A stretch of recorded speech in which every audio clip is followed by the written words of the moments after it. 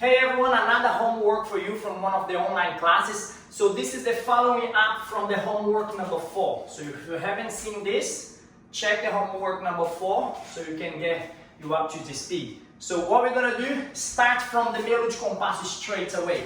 So I'm going to do my meio de compasso all the way to the back and you're going to finish low. Shift away from the front leg to the other leg until you can see the front.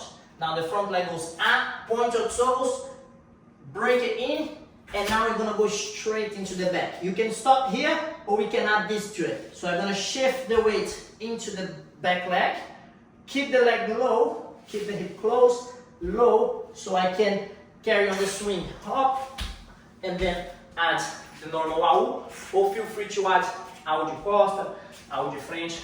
From the meio de compasso, sideways now so you can see it better. So there, meio de compasso, link, shift the weight, pass, straight through, link, come back, adjust, out. I hope you like it guys. If you do, share, comment, any questions, feel free to send me a message on Instagram. And also you're more than welcome to join our class or all the recordings. All you gotta do, get in touch and I see you on the next one.